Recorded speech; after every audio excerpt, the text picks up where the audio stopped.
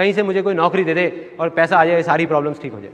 तो STD PCO की shop भी बंद हो गई। उसके बाद मैं कई जगह इंटरव्यूज़ के लिए गया, हर जगह फेल होता चला गया, कुछ समझ नहीं आ रहा था क्या होगा। अब मेरी लाइफ का टर्निंग पॉइंट आया। मैं एक सेमिनार में गया जो एक मल्टी लेवल मार्केटिंग कंपनी का सेमिनार था। अब मेरी एज उस टाइम पे 18 साल थी। मैं सच बताऊं 3 घंटे का सेमिनार था, मुझे कुछ समझ नहीं आया, सब कुछ मेरे ऊपर से निकल गया। और मुझे एग्जैक्ट याद है आज भी कि मैं कहां बैठा था। आगे से एक ऑडिटोरियम था और मैं यहां से तीसरी सीट पे बैठा हुआ था। मैं देख रहा था और इस जगह पे एक 21 साल का लड़का खड़ा हुआ था। जब तक वो बोलता रहा मेरे दिमाग में कुछ नहीं घुसा, सब ऊपर से निकल गया। लेकिन एंड में उसने एक बात बोली, कहता मेरी एज 21 साल है और मैं महीने का 2.5 लाख रुपए कमा रहा हूं। उसमें उन्होंने क्या किया होता, उस चेक की बड़ी सी फोटोकॉपी कराई हुई और स्टेज पे खड़े हो गए ऐसे दिखा रहे थे। अब मैं वहां बैठा हुआ जीरो गिन रहा था, 1 2 3 4 5। मेरे दिमाग में आ रहा था, मैंने कहा ये तो सच में कमा रहा है 2.5 लाख रुपए महीने का।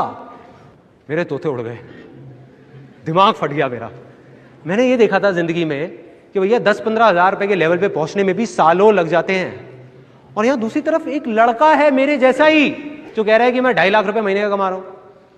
और वो 1 सेकंड लगता है, 1 सेकंड, वो सेकंड था मेरी जिंदगी का। अंदर से चीख निकली।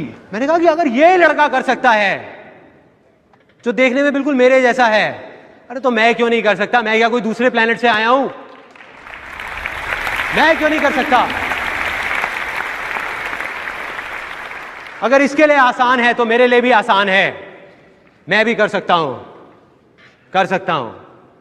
और जैसे ये 2 वर्ड्स आए मेरी लाइफ में, जैसे ही अंदर तक मैंने मान लिया कि सब कुछ आसान है, तो मेरे अंदर चेंजेस आने शुरू हो गए। जहां पहले मैं बोलता था कि अरे मुश्किल है, कुछ नहीं हो सकता, हमारा तो टाइम ही खराब चल रहा है, पता नहीं क्या होगा, मैं बोलने लग गया अरे अब आप देखो मैं क्या करता हूं, अरे 2-2 लाख के चेक तो ऐसे ले आऊंगा, कंपनियां खड़ी कर दूंगा, अभी आप देखते जाओ, अभी आपको पता नहीं है क्या होने वाला है। और सब बोलने लग गए थे कि संदीप तो पागल हो गया है। अब ये एक बहुत मजेदार पॉइंट है, जब भी आपको लोग बोलने लग जाएं कि आप पागल हो गए हो, तो आप समझ जाओगे आप सही ट्रैक पे हो।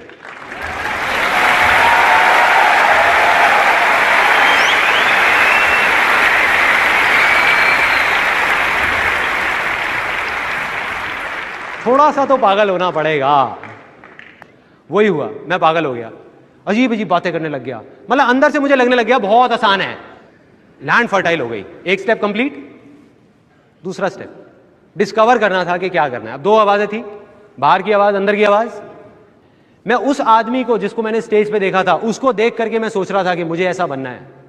वो ये कर रहा है तो मैं भी यही करूंगा और मैं 2.5 लाख रुपए कमाऊंगा। मेरा इंटरेस्ट नहीं था, मेरे अंदर की कोई आवाज नहीं थी, सब बाहर की थी। तो मैं वहां 20-25 लोगों को लेकर के गया उस कंपनी में, एक ने भी ज्वाइन नहीं किया। और जिनको लेकर के जाता था वो मेरा और ज्यादा मजाक उड़ाते थे कि भाई कहाँ लेके गया था तू, और कहते थे तेरा 2.5 लाख का चेक आएगा, उसमें थोड़ा हमें भी दे दियो।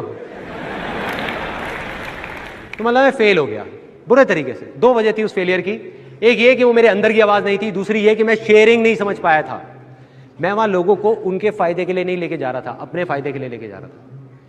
मन में क्या था, एक 18 साल के लड़के के, मुझे अपनी फैमिली की प्रॉब्लम सॉल्व करनी है। भाड़ में गए ये लोग, तो मैं लोगों को बेवकूफ नहीं बना पाया। तो अब ये जो मैं फेल हुआ, वो मेरी अच्छी किस्मत थी या बुरी किस्मत? बुरी है, अच्छी कैसे हुई? उस टाइम के हिसाब से तो बुरी किस्मत है ना। लेकिन यही बेवकूफी है, क्योंकि बुरा तो कुछ है ही नहीं इस दुनिया में, क्योंकि जो होता है अच्छे के लिए होता है। Success comes from experience and experience comes from bad experiences. मतलब के सक्सेस है अगर वो आपके पास आ सकती है तो सिर्फ एक्सपीरियंस से, और एक्सपीरियंस अगर आ सकता है आपके पास, वो आ सकता है खराब एक्सपीरियंसेस से, अच्छे एक्सपीरियंसेस से नहीं। राइट। और वो चीज मुझे समझ आ गई जब उस कंपनी में गया। उसका फायदा ये हुआ, फाइनेंशियली मैं फेल हो गया, लेकिन फायदा ये हुआ बहुत अच्छी अच्छी बातें सुनने को मिली। ये सारी बातें समझ आने लग गई जो मुझे नहीं समझ आती थी, कुछ अलग थी वो बातें, तो वो दिमाग में घुस गई कि हाँ इसका मतलब फेलियर का भी फायदा है। तो मैं उदास नहीं हुआ,